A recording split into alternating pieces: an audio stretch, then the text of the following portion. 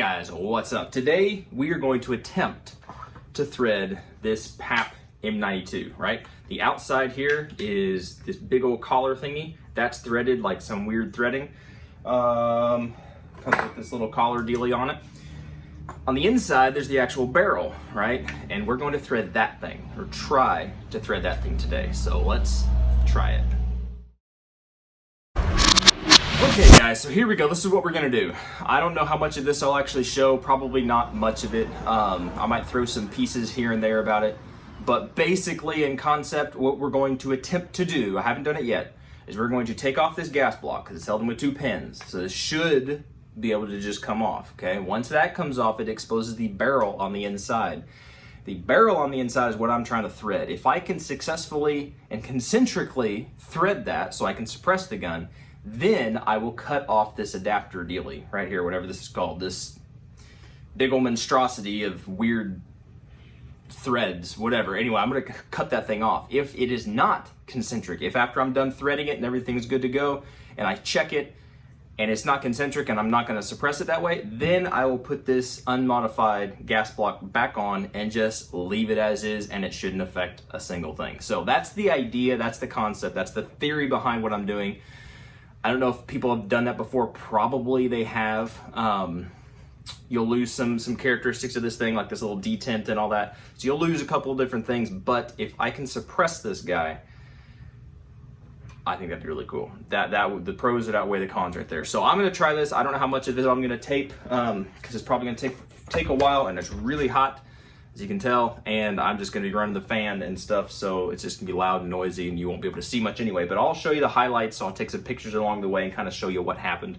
But hopefully this is not so much education. Some people complain that I don't show all the steps. Well, I'm not trying to show you the steps, I'm trying to educate you on this. This is entertainment. Can this be done? We're gonna find out, we're gonna see. All right, so sit back and enjoy, and in a couple minutes, probably, you'll be able to tell if I was able to successfully do this, or if I destroyed a graduation gift. Hopefully not. All right. Yeah, that gas block ain't coming off, so we're going to cut the barrel, and thankfully the knurler, or however you say it, is big enough to just cut the whole thing. So ready or not, here we go. Okay guys, I think we did it. As you can see, there we go. Now we have threads on the end of the gun, and we don't have that big obnoxious collar thing that looked kind of like the opposite of that. Let's talk about it for a second here.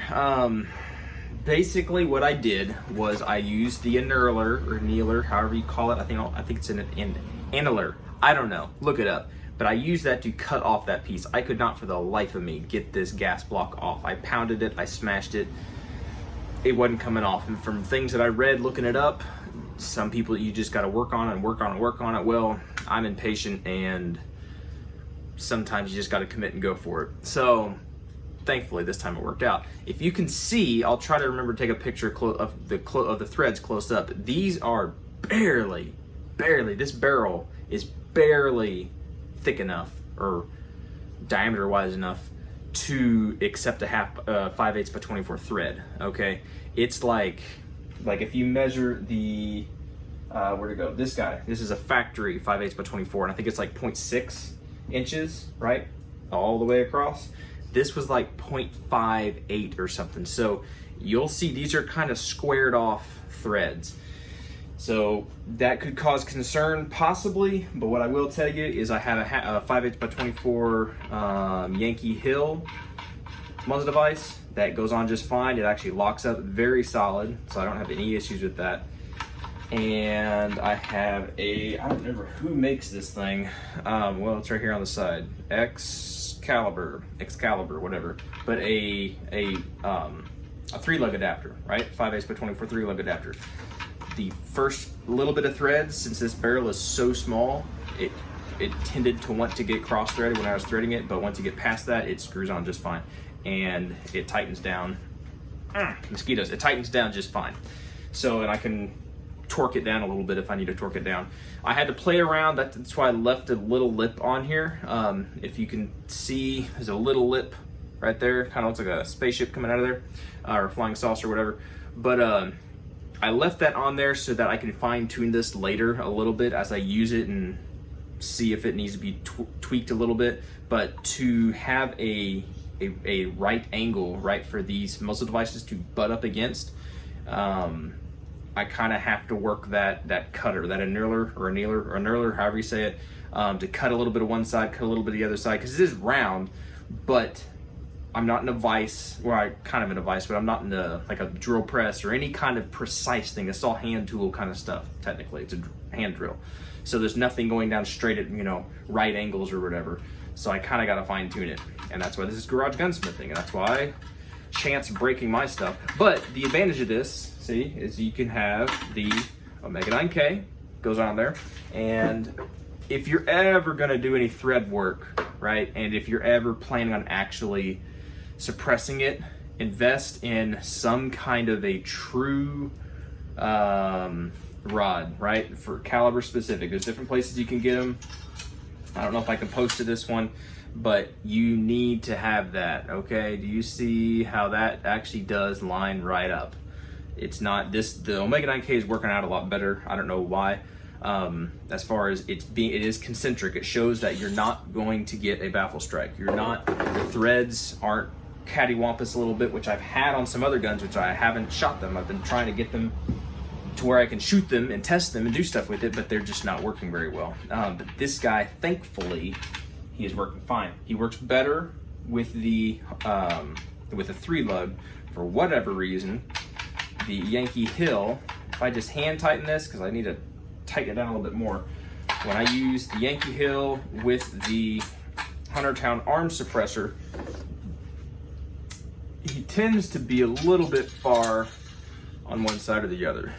And a little bit. I don't know how well you'll be able to tell. You can't really tell from there. That rod takes up the whole thing.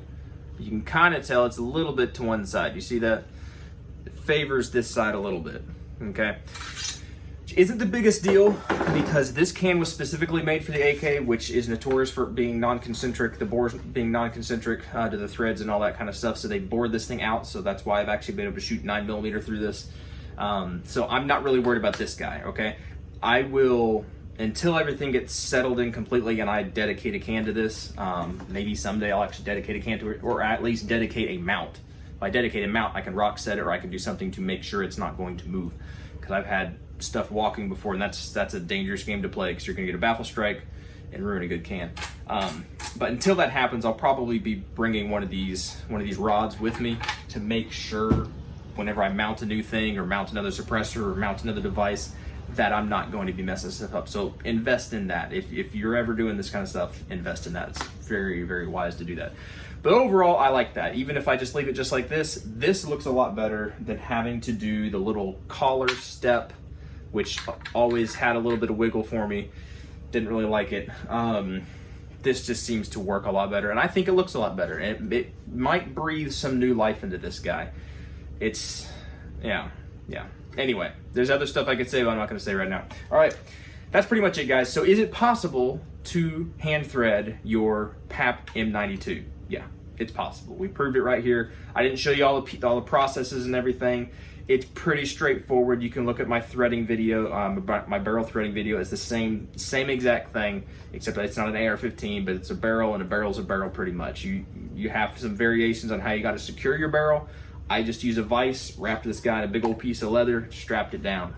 It's pretty simple. All right. If you have any questions about it, I will be more than happy to answer them the best that I can, or to find out the answers if I don't know the answers off the top of my head. If you got any comments, concerns, whatever, go ahead, put them down below. But really, I do appreciate y'all watching, subscribing, all that kind of stuff. Really, it really does help. It helps me know that y'all are actually enjoying this stuff, and it's not just me rambling to the camera or the phone, whatever. Anyway, that's pretty much it. All right. Hope you all enjoyed that. Y'all be good, be safe, and we will catch y'all in the next video.